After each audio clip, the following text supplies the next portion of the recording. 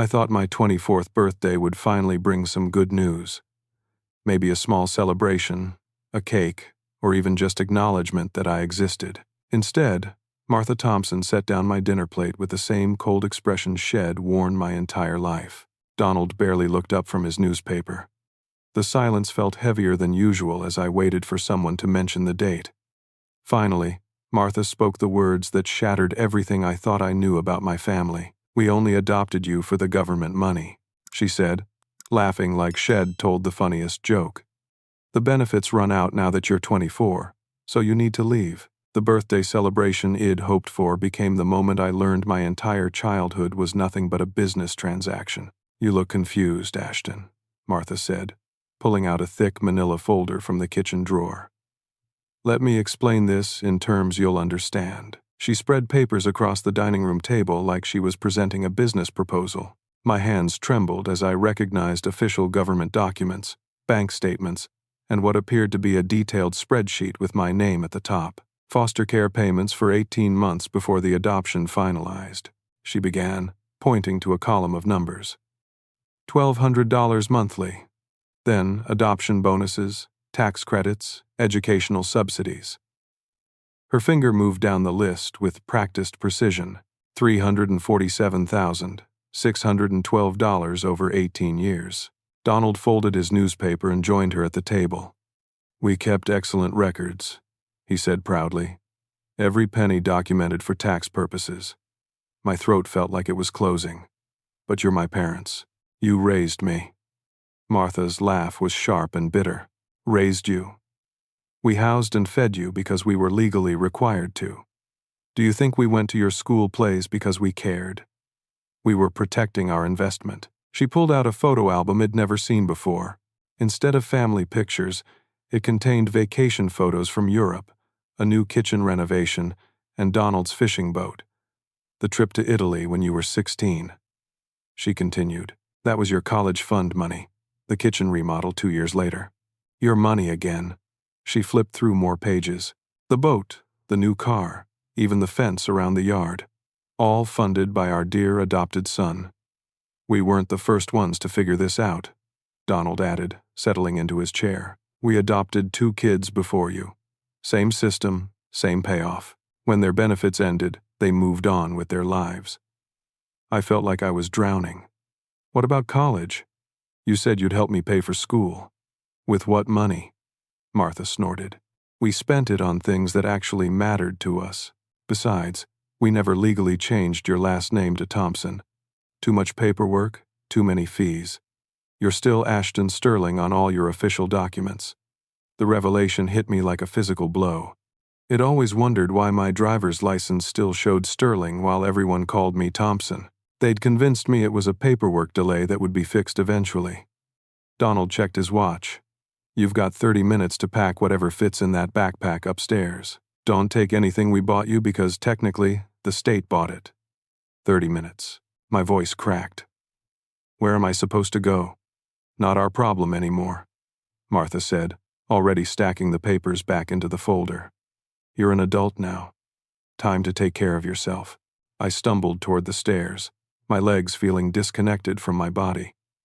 In my room, I grabbed clothes, my laptop, and a few personal items that fit into my old-school backpack. Everything else they claimed belonged to them. When I came back downstairs, Donald was holding his phone. "Clock's ticking. Ashton, don't make this harder than it needs to be. I've got the sheriff's number ready if you want to argue about it." Martha handed me a garbage bag containing some old clothes. "Consider this our parting gift." I stood at the front door I'd walked through thousands of times, looking back at the only home I'd ever known. Martha and Donald were already returning to their evening routines as if nothing had happened. "Wait," I said, my voice barely a whisper. "Why today? Why tell me this now?" Donald didn't look up from his newspaper. "Your benefits officially ended yesterday. Keeping you here another day would cost us money instead of making it. We're not running a charity." The door slammed behind me with a finality that echoed through my entire body. I stood on the sidewalk as neighbors' houses glowed with warm light, families inside living real lives while I held everything I owned in a single backpack. My car was a 15-year-old Honda Civic that barely ran, but it became my first home after leaving the Thompsons. I parked behind a 24-hour Walmart, trying to sleep across the back seats while security guards periodically checked on me. On the third night, the engine finally gave up.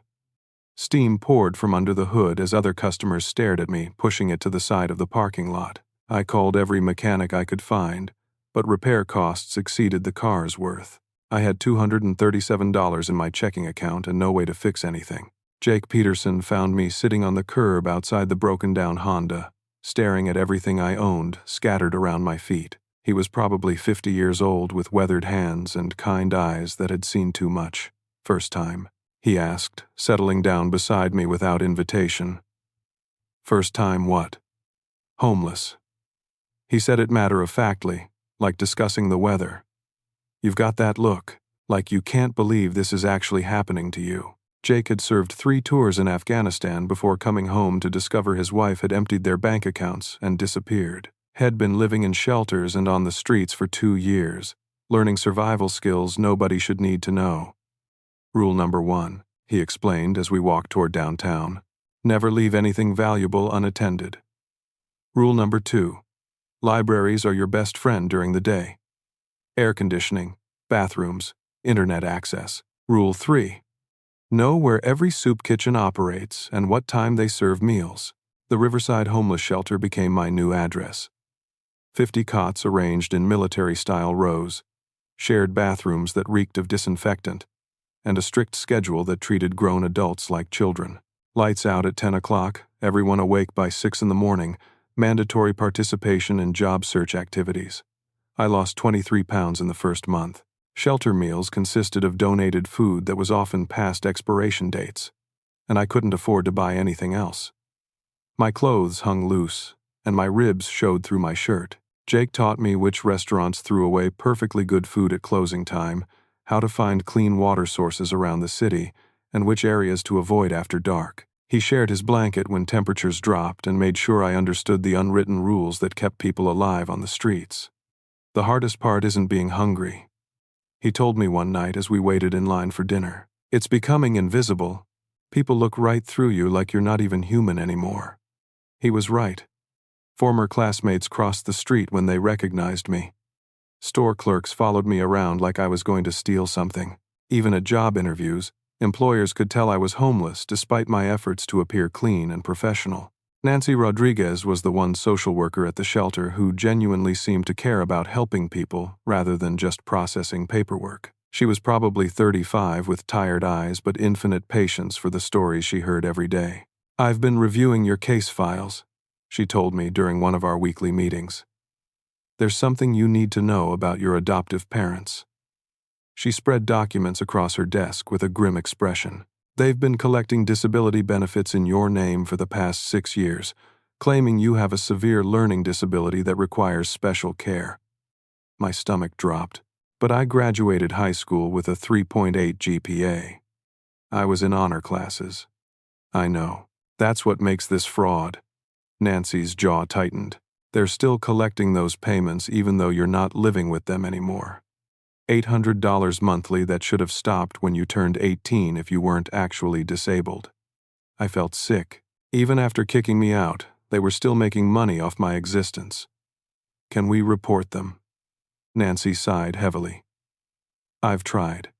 They've moved to a new address and aren't responding to contact attempts. The disability office has a massive backlog of fraud cases. Without concrete proof of wrongdoing, it could take months or years to investigate." Winter arrived early that year, bringing temperatures that made sleeping outdoors dangerous. The shelter was overcrowded, with people sleeping on the floor when all the cots were taken.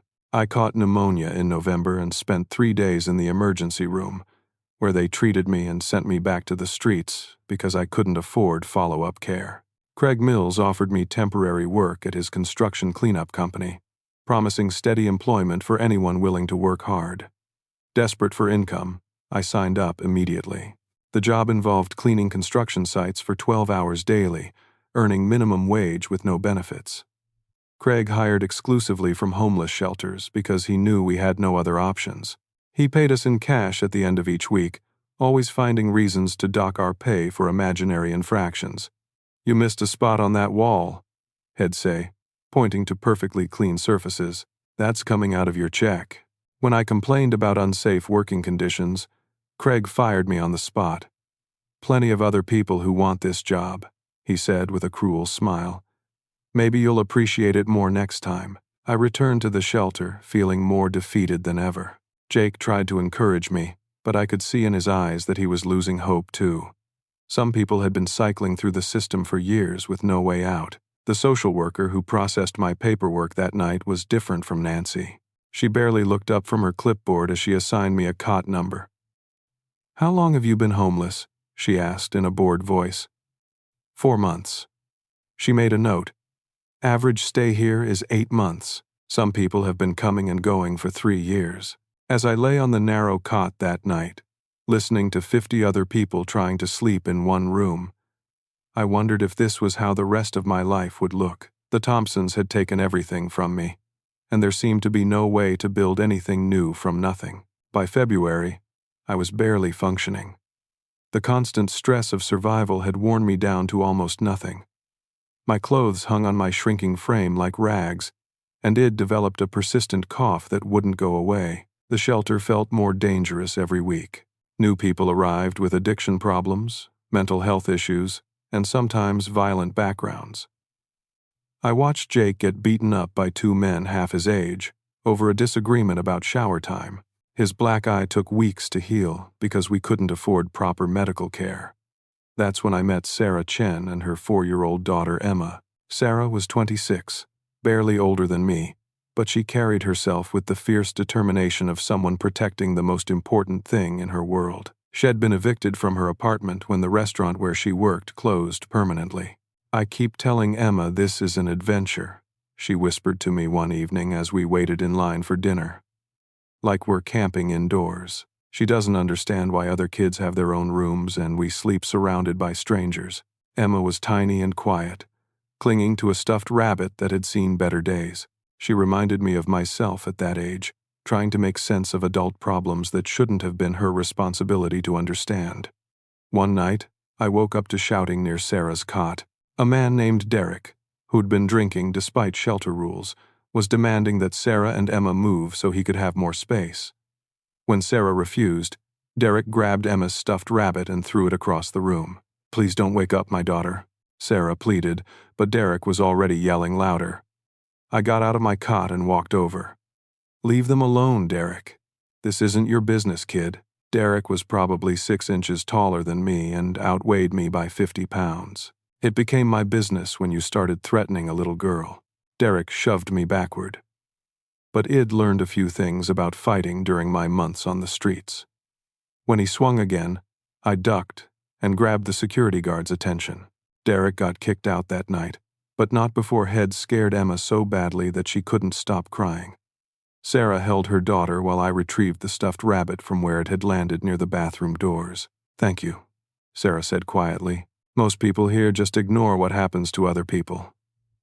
"Someone helped me when I first arrived," I replied, thinking of Jake. "We have to look out for each other." That moment of helping Sarah and Emma was the first time Id felt useful in months. For just a few minutes, I wasn't a victim or a burden. I was someone who could make a difference, even in the smallest way. But the feeling didn't last long. The next morning brought the same harsh reality. No job prospects, no money, no future visible beyond the daily struggle to survive. I was standing in line at the soup kitchen on a Thursday afternoon when everything changed. The volunteers were serving some kind of stew that smelled better than usual, and I was focused on how hungry I felt when someone approached me from the side. "Excuse me, are you Ashton Sterling?" I turned to see a man in an expensive-looking gray suit. He was probably 45 years old with carefully groomed hair and leather shoes that cost more than I'd seen in months. He looked completely out of place among the homeless people waiting for free food. "Who wants to know?" He reached into his jacket and pulled out a business card and a leather wallet containing identification. "My name is Harrison Wells. I'm a private investigator working for the law firm of Hughes, Patterson and Associates." I stared at his credentials, trying to process what was happening. What does a law firm want with me? We've been searching for you for quite some time, actually.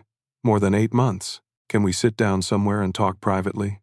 The soup kitchen had a few tables where people could eat, but privacy was impossible with so many people around. Harrison looked around the room with obvious discomfort. There's a coffee shop 3 blocks away, he suggested. I'll buy you lunch and explain why I'm here. Every instinct told me this was some kind of scam, but Harrison's identification looked legitimate, and frankly, I had nothing left to lose. If someone wanted to rob me, they'd be disappointed by what they found. The coffee shop felt like stepping into a different world. Clean tables, comfortable chairs, the smell of fresh pastries instead of industrial disinfectant. I ordered the largest sandwich on the menu while Harrison got coffee and opened a briefcase. First, I need to verify your identity, he said, pulling out forms and documents. Can you tell me your full legal name as it appears on your birth certificate? Ashton Michael Sterling.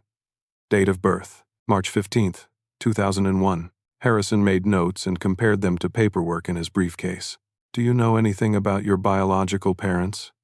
Just that my mother died when I was a baby, and my father gave me up for adoption. The Thompsons never told me anything else. The Thompsons were your adoptive family. I explained what had happened on my birthday, how they'd kicked me out after revealing the truth about the money. Harrison listened without interrupting, taking detailed notes throughout my story. When I finished, he was quiet for a long moment. Then he reached into his briefcase and pulled out a photograph. This is your biological father, Robert Sterling. The man in the photo was probably 60 years old, with graying hair and kind eyes that looked remarkably similar to mine. He was standing next to what appeared to be an oil derrick, wearing work clothes but with an air of authority that suggested he owned more than he operated. Robert Sterling died 1 week ago. Harrison continued gently. He spent the last 24 years searching for you. My sandwich suddenly tasted like cardboard. Searching for me. Your father built a substantial business empire. Sterling Oil and Gas operates across 7 states. But finding you was the most important project of his life. Harrison pulled out more documents. He hired detective agencies, private investigators, and genealogy experts. He never gave up hope of locating his son. I stared at the photograph, trying to connect this successful businessman with my own reflection. Why didn't he find me sooner? Your adoption records were sealed. The agency that handled your placement used questionable practices that made tracking difficult. It took years just to identify which state you'd been placed in. Harrison's expression grew more serious. There's something else you need to know. Robert Sterling left everything to you. His entire estate, including the business, several properties, and a substantial amount of money. The coffee shop seemed to spin around me. How much money? The preliminary estate valuation is $95 million. I couldn't breathe. After months of scraping for survival, after eating from garbage cans and sleeping on shelter cots, someone was telling me I'd inherited almost $100 million. This has to be some kind of mistake. Harrison shook his head. I understand this is overwhelming. That's why we need to proceed carefully with identity verification. I'd like to arrange for DNA testing to confirm what we already know from our investigation. He handed me a hotel key card. There's a room reserved for you at the Marriott downtown. Take tonight to process this information. Tomorrow, start the legal proceedings to transfer your inheritance. I stared at the plastic key card like it was an alien artifact. You're saying I don't have to go back to the shelter. Ashton, if the DNA results confirm what we believe, you'll never have to worry about money again. Your father made sure of that. As I walked back toward the hotel instead of the shelter, I kept expecting to wake up from some kind of elaborate dream. The keycard actually worked. The room had clean sheets, a private bathroom, and room service that delivered more food than I'd eaten in weeks. I called Jake from the hotel phone to let him know I was safe, though I couldn't explain where I was or why. Sarah and Emma deserved to know I hadn't just disappeared, but the whole situation felt too surreal to put into words. That night, I took the longest, hottest shower of my life and slept in a real bed for the first time since my 24th birthday. But even surrounded by luxury, I couldn't shake the feeling that this was all too good to be true. The DNA results came back on Monday morning. Harrison called my hotel room at exactly 9 o'clock to schedule a meeting at the law offices of Hughes, Patterson, and Associates. The building was downtown in the financial district, 43 stories of glass and steel that made me feel insignificant just looking up at it. I wore the same clothes I'd been living in for months because they were the only ones I owned. Patricia Hughes met us in the lobby. She was probably 55 years old with silver hair and the kind of confident presence that commanded immediate respect. Her handshake was firm, and her smile seemed genuine despite the circumstances. "I'm sorry for your loss, Ashton," she said as we rode the elevator to the 32nd floor. "Your father was a remarkable man." Her office overlooked the entire city. Leather chairs, polished wood furniture, and walls lined with law books and framed degrees. This was the world of serious money, and I felt like an imposter sitting across from her massive desk. "The DNA results confirm what we already knew," Patricia began, opening a thick file folder. "You are Robert Sterling's biological son and the sole heir to his estate." She spread documents across the desk. Business valuations, property deeds, bank statements, and investment portfolios. The numbers were so large they didn't feel real. "Sterling Oil and Gas is currently valued at $78 million, she continued. "The company owns drilling rights across Texas, Oklahoma, Louisiana, New Mexico, Wyoming, Colorado, and Alaska. It employs 267 people and generates approximately $32 million annually in revenue." I tried to follow along, but the scale was overwhelming. "My father built all this. He started with a single oil lease in 1998 and expanded from there. But Ashton, the business was never his primary focus. Finding you was." Patricia pulled out a leather-bound journal and opened it to a page covered in Robert's handwriting. He kept detailed records of every lead he pursued, every detective agency he hired, every dead end he investigated. She began reading aloud. "March 15th, 2024. Ashton turns 23 today. Detective Morrison thinks he may have found a match in Oregon, but the records don't align with the timeline. I'm flying out tomorrow to investigate personally. I won't give up. I will find my son." My throat felt tight. "He wrote about me. Every year on your birthday. Sometimes more often." Patricia turned through pages of similar entries. "Listen to this one from last Christmas. I wonder if Ashton likes football like I do. Does he know how to change oil in a car? Did his adoptive parents teach him about responsibility and hard work? I have so many questions I want to ask him." She closed the journal gently. "There are dozens of volumes like this. 24 years of a father who never stopped loving his son." Harrison opened his own briefcase and pulled out more files. "Your father hired 17 different detective agencies over the years. He spent more than $4 million just on the search. Why was it so difficult to find me?" Patricia's expression darkened. The adoption was handled by an agency that operated outside normal procedures. They specialized in what they called fresh start adoptions, where all connections to biological families were permanently severed. That doesn't sound legal. It wasn't entirely legal. The agency was shut down by the state in 2008, but not before they'd processed hundreds of adoptions with irregular paperwork. Harrison added, "We eventually traced you through school enrollment records, but by then you'd aged out of the system and were much harder to track." Patricia opened another folder. "I think you're ready to see your inheritance details." The list was staggering. The oil company, 4 mansions in different states, a private island off the Florida coast, luxury cars, boats, bank accounts, investment portfolios, and something called the vault that was mentioned multiple times without explanation. "What's this vault?" Patricia and Harrison exchanged glances. "Your father built a secure facility on his private island. He told us it contained something important that only you should see." "Important how?" "We don't know. He was very secretive about the contents. The vault requires biometric identification that he programmed specifically for you." I stared at the documents, trying to process that I owned more wealth than some small countries. "What about the people who work for the company? What happens to their jobs?" Patricia smiled. "That's exactly what your father hoped you'd ask. He left detailed instructions about maintaining employment and worker benefits. He wanted you to understand that with great wealth comes great responsibility. She handed me a sealed envelope with my name written in Robert's handwriting. He wrote this letter specifically for the day you learned about your inheritance. My hands shook as I opened it. The letter was 2 pages long, written in careful script. My dear son Ashton, if you're reading this, it means I didn't live long enough to find you and apologize in person for the biggest mistake of my life. Giving you up for adoption seemed like the right decision when I was young and scared. But I've regretted it every single day since then. I hope you've had a good life with people who loved and cared for you. I hope you've learned skills and values that will serve you well, but I also hope you'll allow me to give you the financial security I should have provided from the beginning. The money isn't the important part, son. The important part is that you know you were wanted. You were loved, and you were never forgotten. Every business decision I made was motivated by the hope that someday I could share everything with you. Use this inheritance wisely. Help people who need help. Make the world a little bit better than you found it. And please forgive an old man who spent 24 years trying to undo the worst decision he ever made.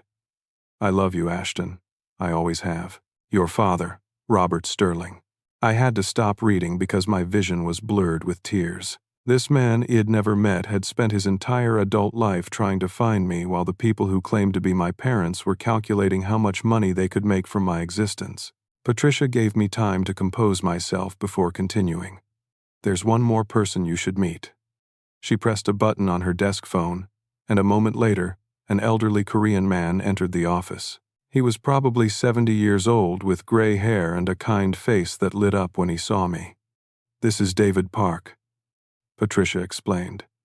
He was your father's assistant and closest friend for the past 15 years. David approached slowly, studying my face with wonder. You look exactly like Robert when he was your age, he said softly.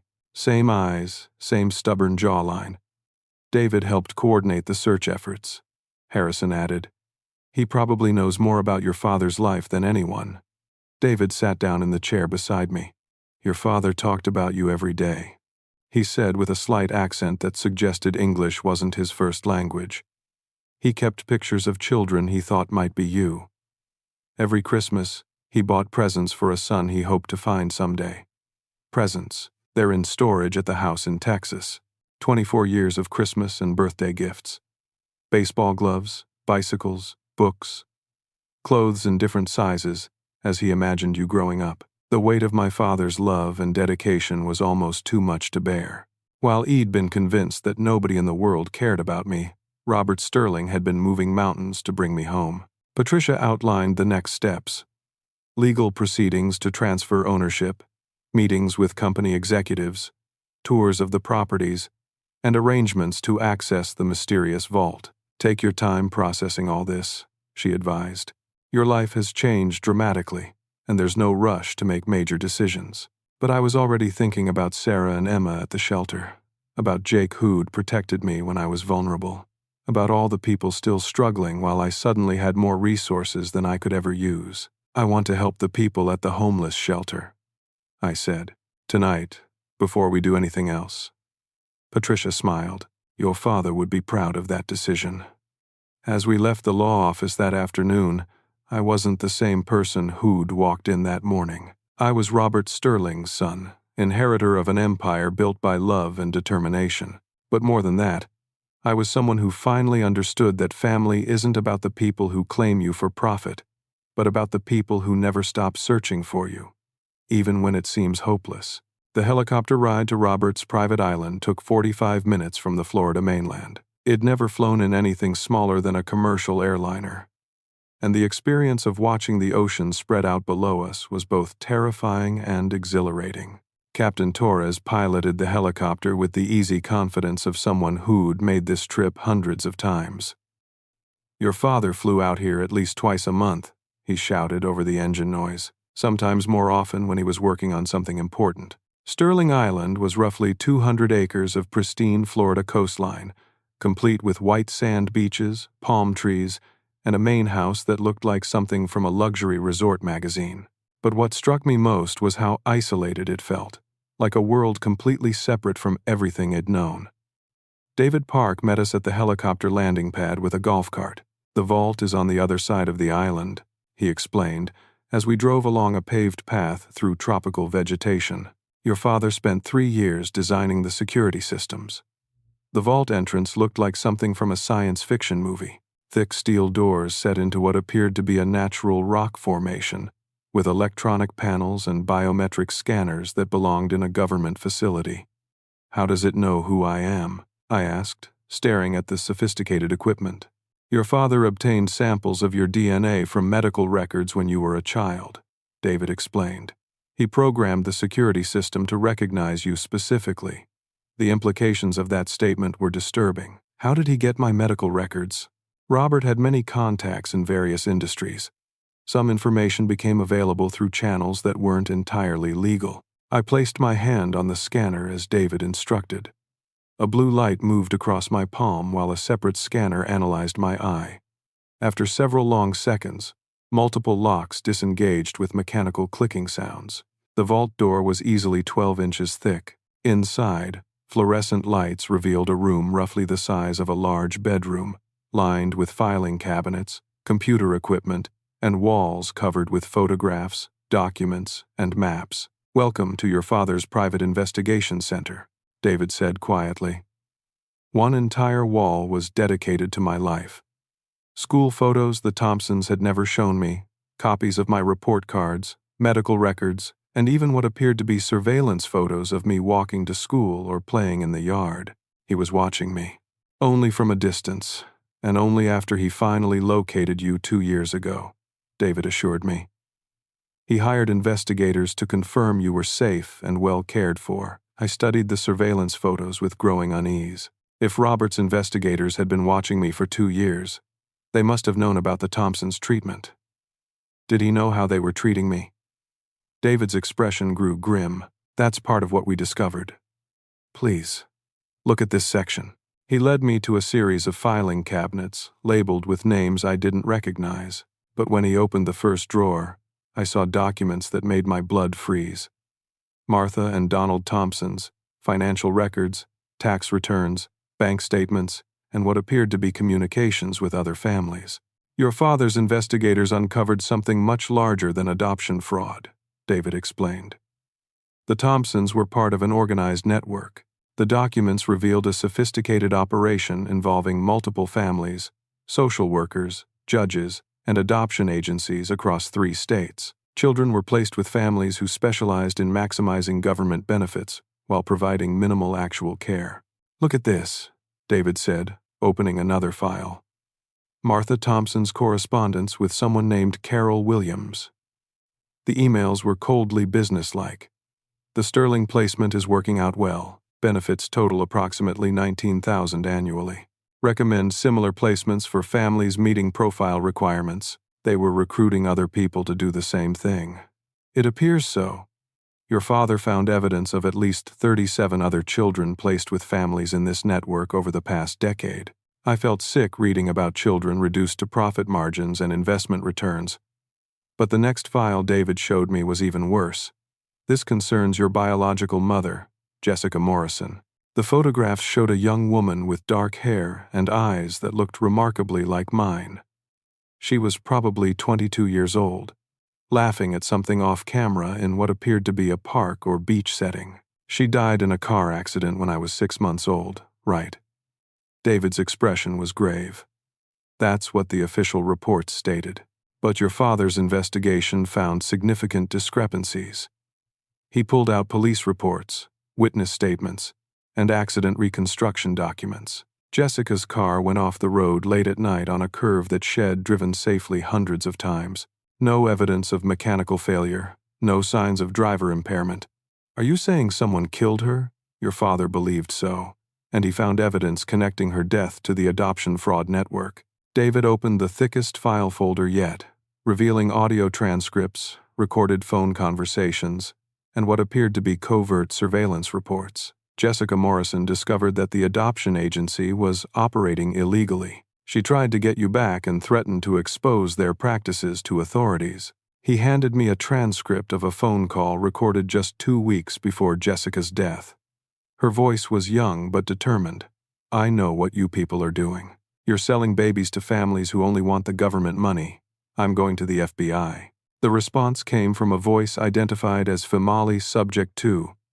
That would be very unwise, Jessica. You have no evidence, and making accusations against established families could result in serious consequences for you. Ill-find evidence. And ill-find my son. Jessica, listen to me very carefully. Some situations are better left alone. Your son is in a good home with people who can provide for him. Don't make this complicated. But Jessica wasn't intimidated. I never agreed to a permanent adoption. You told me it was temporary foster care while I got back on my feet.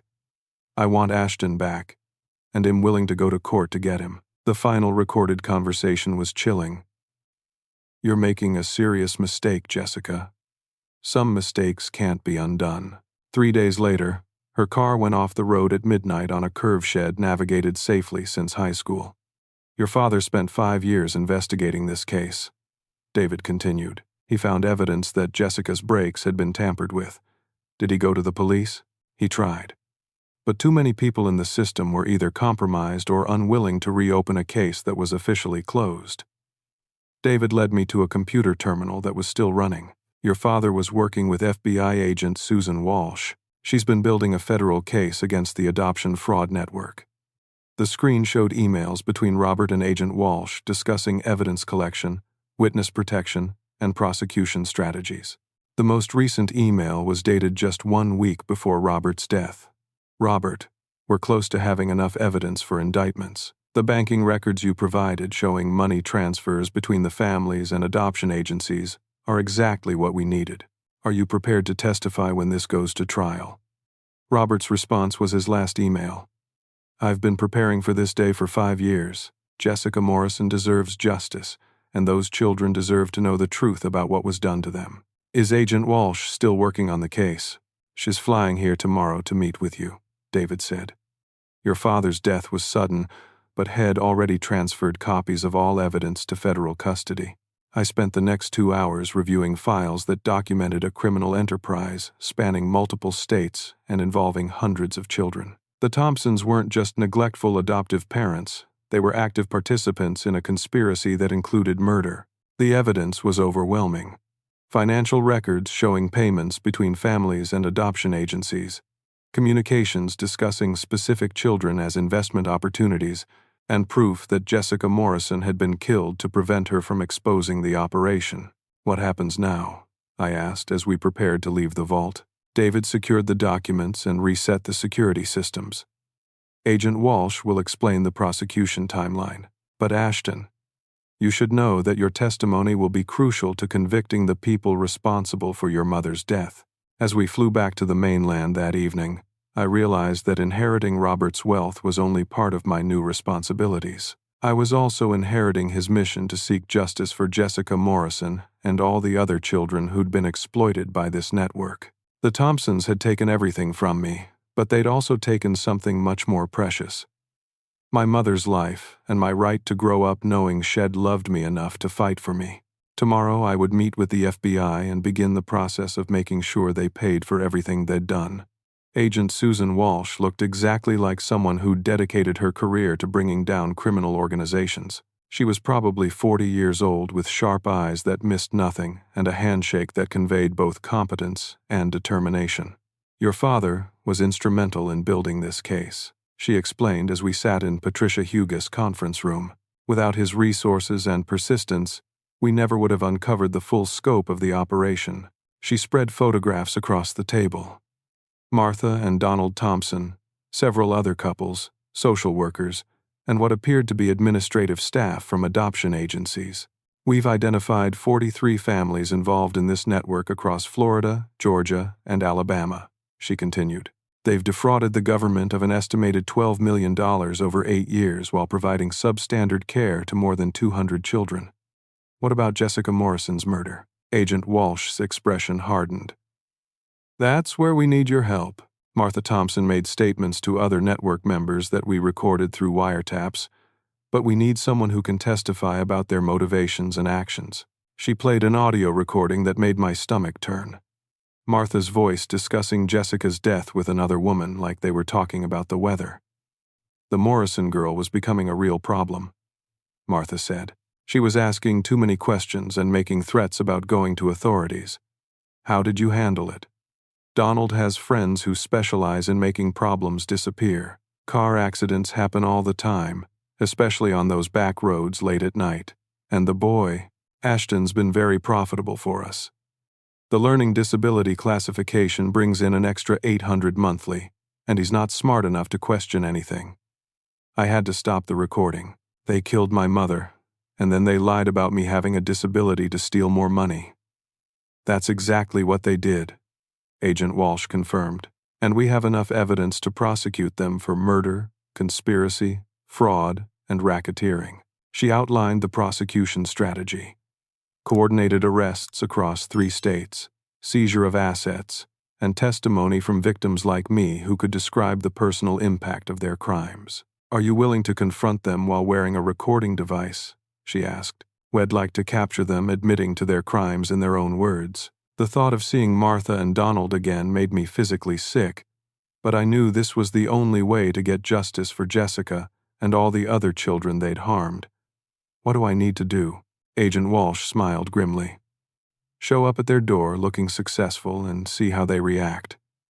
People like the Thompsons can't resist bragging about their schemes when they think they're in control. 2 days later, I pulled up to the Thompson house in a chauffeur-driven Mercedes that Patricia had arranged. I wore an expensive suit that had been custom-tailored overnight and carried myself with the confidence that comes from knowing you have nearly unlimited resources.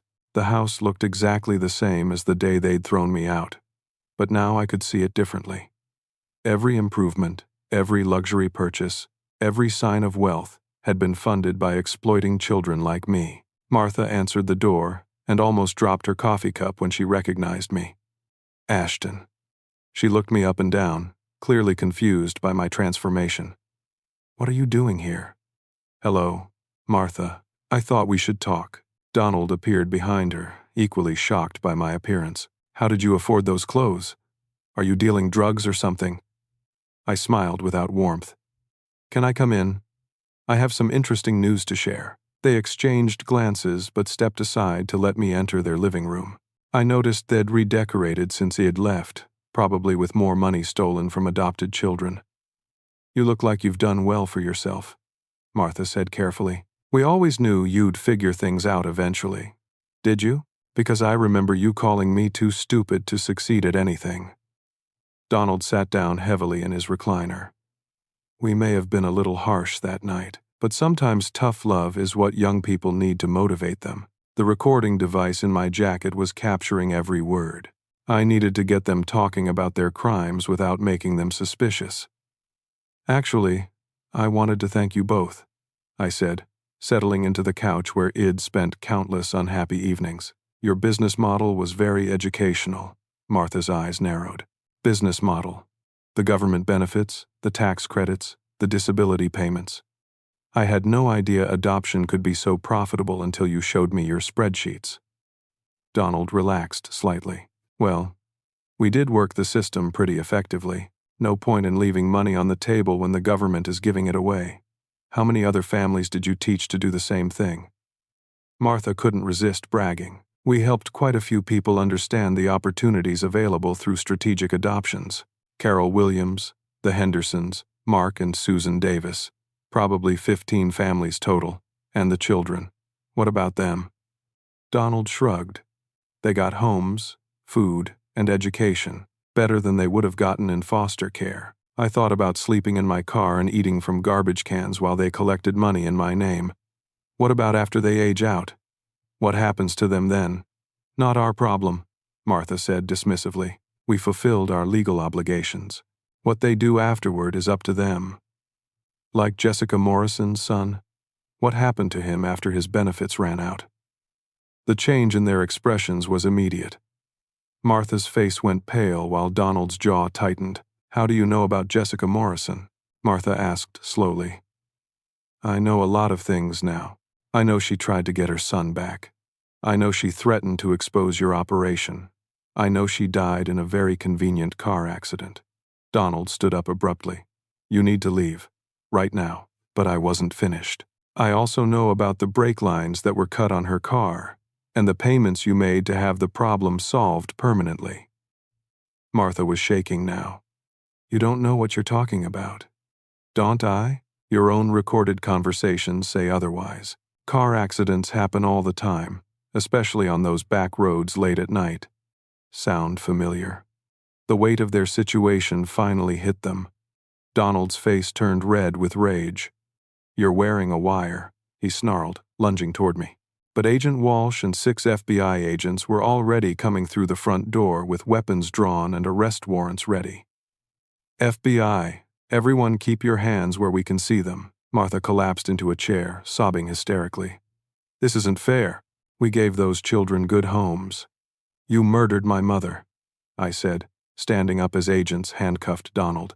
"And you stole from hundreds of children while claiming to care for them." Donald fought against the handcuffs.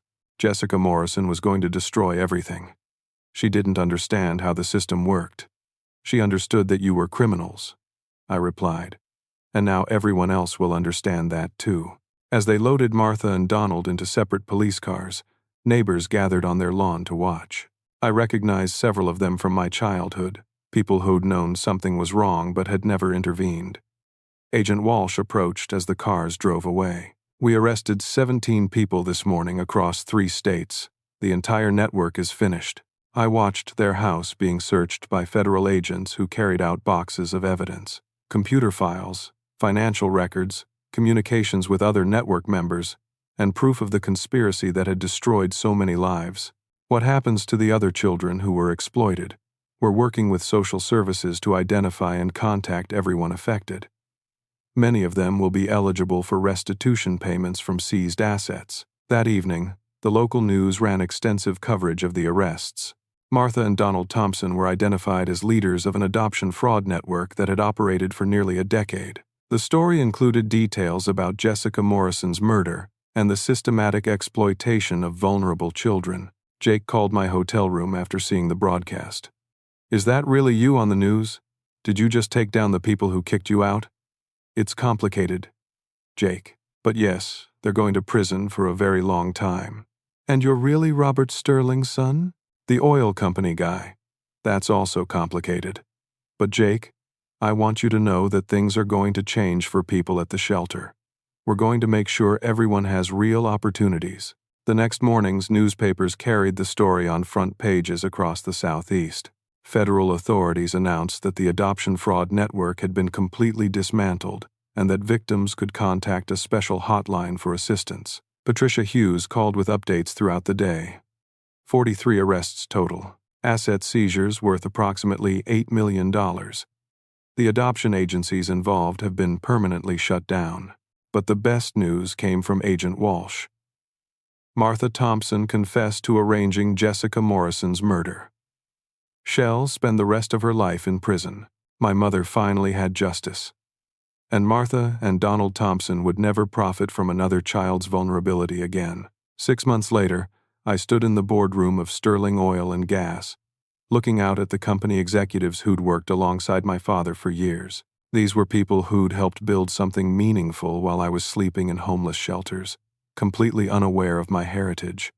"I know this transition has been unusual," I began, addressing the 23 department heads gathered around the conference table. "Most new CEOs don't start their tenure by helping the FBI dismantle criminal organizations." A few people chuckled, but I could see the genuine concern in their faces. They'd worked for Robert Sterling because he was competent, ethical, and dedicated to both the business and his employees. They had no idea whether his 25-year-old son possessed any of those qualities. My father left detailed instructions about his vision for this company. I continued, opening the leather portfolio David Park had prepared. "But I want you to know that maintaining your jobs and supporting your families is my highest priority." George Martinez, the vice president of operations, raised his hand. "What about the expansion plans for Colorado?" Robert was very excited about those prospects. "We're moving forward with all existing projects," I assured him, "but we're also adding new initiatives focused on community development." I outlined the plans I'd been developing with Patricia Hughes and Agent Walsh. employee profit-sharing programs, community scholarship funds, and partnerships with homeless service organizations in every city where Sterling Oil operated. We're also establishing the Jessica Morrison Foundation, I announced. It will provide support for children affected by adoption fraud and help strengthen oversight systems to prevent future exploitation. Sarah Chen was the foundation's first employee. Id hired her as program coordinator after she completed her degree in social work with a full scholarship Id provided. Emma was now enrolled in an excellent private school and thriving in ways that would have been impossible before we met. The foundation is already working with victim families from the Thompson Network, Sarah explained to the executives.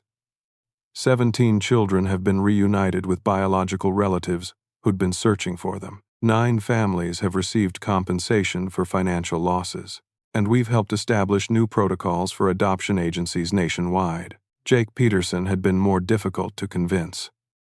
He'd spent so long on the streets that accepting help felt dangerous to him, like admitting weakness that could be exploited. I don't know anything about running programs for veterans, Head protested when I offered him a position.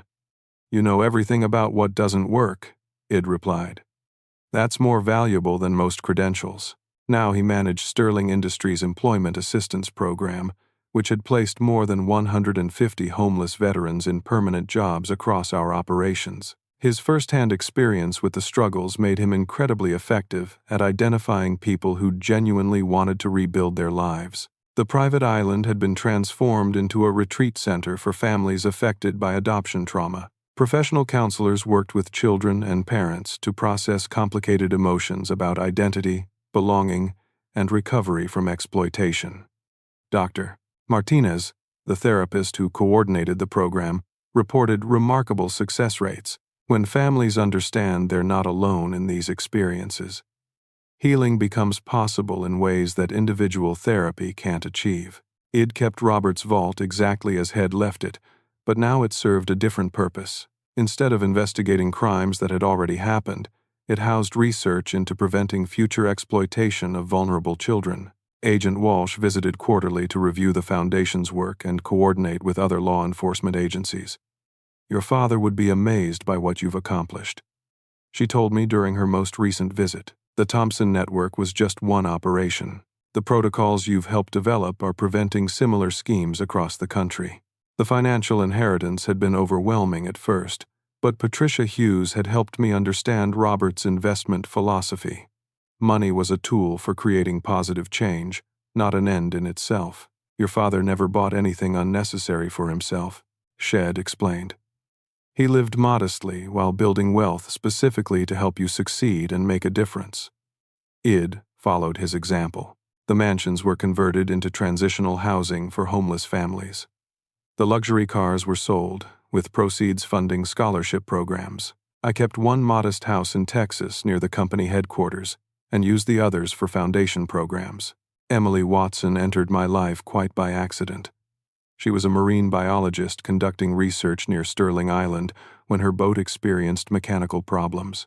David Park and I rescued her and provided emergency repairs, leading to conversations about conservation, marine ecosystem protection, and the responsibility that comes with owning pristine coastal property. Most private islands are developed into exclusive resorts, Shed observed as we walked along the beach. You're preserving this as natural habitat while using it to help families heal. That's remarkable. Emily understood that wealth without purpose was meaningless, and Shed grown up in a family that valued service over luxury. Her research focused on protecting coral reefs from industrial pollution, work that aligned perfectly with Sterling Oil's commitment to environmental responsibility. I've never met anyone who inherited a fortune and immediately gave most of it away to help strangers, she told me one evening as we watched the sunset from the island's main dock. They weren't strangers, Id replied. They were people like me who'd been let down by systems that were supposed to protect them. We'd been together for 4 months now, taking time to build something genuine without the complications that vast wealth could create in relationships. Emily worked for an environmental nonprofit that Sterling Oil had begun supporting, but Shed accepted that partnership before she knew about my personal interest in her. The most meaningful day of my transformation came when I received a call from Nancy Rodriguez, the social worker from the homeless shelter. "Ashton, there's someone here who specifically asked to meet with you," she said. A 16-year-old named Marcus Thompson. Martha and Donald's newest victim had been placed with them just 2 months before their arrest. Marcus was exactly like I'd been at his age, confused, angry, and convinced that nobody in the world cared about his welfare. "They told me I was stupid and worthless," he said, when we met in Nancy's office. "They said I'd never amount to anything without their help." "I heard very similar things," I replied. "But Marcus, they were wrong about both of us." Marcus had been placed with a genuinely caring family through the reformed adoption system, but the psychological damage from the Thompsons required ongoing support. I established a mentorship program connecting him with other survivors of the network, including several who'd gone on to successful careers and stable families. "The hardest part is believing that I'm worth investing in," he confided during one of our regular meetings. "When people treat you like a source of income instead of a human being, you start to believe that's all you are. That feeling never completely goes away," I admitted, "but it gets easier when you focus on helping other people instead of trying to prove your own worth." Marcus was now excelling in school and considering a career in social work. He wanted to help identify and prevent exploitation of children in the system, using his experience to protect others from what we'd both endured. The criminal trials concluded with sentences that satisfied both justice and deterrence. Martha Thompson received 25 years for murder and conspiracy. Donald got 20 years for fraud and accessory to murder. The other network members received varying sentences, but none would be eligible for parole for at least a decade. "Your testimony was crucial to achieving these convictions," Agent Walsh told me after the final verdict. "Jessica Morrison's murder might have remained unsolved without your courage to confront them." Standing in my father's office 6 months after learning of his existence, I could finally understand what had been trying to build. Not just a business empire, but a foundation for making the world more just and compassionate. The framed letter from him remained on my desk as a daily reminder of the love that had driven his 24-year search. "The money isn't the important part, son. The important part is that you know you were wanted, you were loved, and you were never forgotten." Robert Sterling had given me more than wealth. He had given me purpose, responsibility, and the understanding that family bonds can survive any amount of time or distance when they're built on genuine love rather than calculated profit. The Thompsons had tried to reduce me to a source of government benefits, treating me like a business asset rather than a human being. But Robert had spent millions of dollars and decades of his life proving that I was worth more than any amount of money they could steal. Now I had the opportunity to extend that same message to other children who'd been told they were worthless. You are valuable, you are loved, and you deserve every chance to succeed in life. Emily joined me for dinner that evening at the Island Retreat Center, where 6 families were participating in the Foundation's newest program for adoption trauma recovery. "How do you measure success in this work?" she asked as we watched children playing on the beach while their parents attended counseling sessions. "By the number of people who discover they're worth fighting for," I replied. "My father spent 24 years trying to prove that to me. Now, I get to spend the rest of my life proving it to others." The sunset that evening was particularly beautiful, painting the sky in brilliant oranges and purples that reflected off the calm ocean water. I thought about Jessica Morrison, who'd died fighting to protect me from exploitation. I thought about Robert Sterling, who'd never stopped searching for his son despite seemingly impossible odds. And I thought about the children currently in the Foundation's programs, learning for the first time that they deserved love, protection, and opportunities to build meaningful lives. What defines a family? Is it the people who claim you for profit? Or the people who love you enough to spend their lives trying to find you? Is it the people who calculate your financial value? Or the people who believe your life has worth that can't be measured in dollars? I'd learned that true wealth isn't about the money in your bank account, but about the positive impact you can make on other people's lives. The greatest inheritance my father left wasn't the oil company, or the properties, or the financial portfolio. It was the example of never giving up on someone you love, even when the search seems hopeless. If this story resonates with you, I'd love to hear about your own experiences with family, belonging, or overcoming difficult circumstances. Have you ever discovered something that completely changed your understanding of your own story? Please share your thoughts in the comments below, and if this message of hope and persistence means something to you, consider subscribing to hear more stories like this one. Don't forget to like this video if it touched your heart, and share it with anyone who might need to be reminded that they're worth fighting for. Thank you for listening to my journey from homelessness to healing, and I hope you'll carry the message forward that every person deserves to be valued for who they are, not what they can provide to others.